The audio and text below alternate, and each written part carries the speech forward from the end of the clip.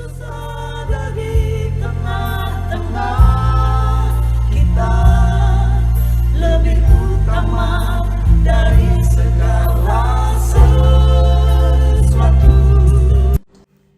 Berbagi dalam kekurangan. Tetapi Elia berkata kepadanya, "Janganlah takut, pulanglah, buatlah seperti yang kukatakan. Tetapi buatlah lebih dahulu bagiku sepotong roti bundar kecil daripadanya, dan bawalah kepadaku. Kemudian barulah kau buat bagimu dan bagi anakmu." 1 Raja-Raja 17 ayat 13. Sahabat Iktus, ketika segala sesuatu berlimpah, mungkin saja seorang lebih mudah untuk berbagi kepada saudara yang lain. Tetapi bagaimana bila tidak ada kelimpahan?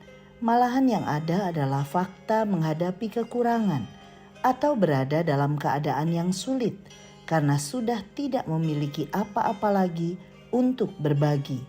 Bagaimana mungkin seorang dapat berbagi dalam kekurangannya? Sarfat adalah sebuah kota kecil antara Sidon dan Tirus. Pada masa pemerintahan Ahab, dunia sedang dilanda musibah kekeringan dan kelaparan yang hebat dan dahsyat selama 3,5 tahun. Bandingkan Lukas 4 ayat 25 dan 26. Kenyataan demikian pun dialami oleh janda yang berada di kota Sarfat. Namun yang luar biasa adalah di tengah keadaan kekurangan, ternyata ia masih dapat berbagi kepada orang lain. Pertanyaannya adalah, mengapa janda Sarfat ini bisa berbagi meski dalam kekurangan? 1. Keadaan kekurangan. Janda ini hidup dengan sangat berkekurangan. Ia hanya memiliki segenggam tepung dan sedikit minyak dalam sebuah buli-buli, ayat 12a. Ia tidak memiliki harta kekayaan yang cukup untuk membeli makanan dan kebutuhan hidup lainnya. Ia sudah mulai berputus asa. Katanya, "Dan sekarang aku sedang mengumpulkan 2-3 potong kayu api. Kemudian aku mau pulang dan mengolahnya bagiku dan anakku. Dan setelah kami memakannya, maka kami akan mati." Ayat 12b. 2. Berbagi dalam kekurangan. Tuhan telah memerintahkan seorang janda untuk memelihara hidup Nabi Elia. Ayat 9. Ia sedia berbagi dengan Elia karena, pertama, memiliki iman yang didasarkan pada janji Tuhan. Ayat 13 dan 14. Kemungkinan janda ini salah satu dari 7.000 orang yang tidak menyembah Baal, yang dilindungi Tuhan dari kejaran Isabel yang ingin membunuh mereka. Pasal 19 ayat 18. Kedua, memiliki ketaatan kepada apa yang dikatakan Tuhan. Ayat 15. Ia berbuat seperti yang dikatakan Elia. Sebuah ketaatan tanpa memikirkan untung ruginya. 3. Akibat bagi yang berbagi dalam kekurangan. Ada 3 berkat yang diterimanya karena ia telah menjadi berkat dalam kekurangan. Pertama, dalam hal makanan.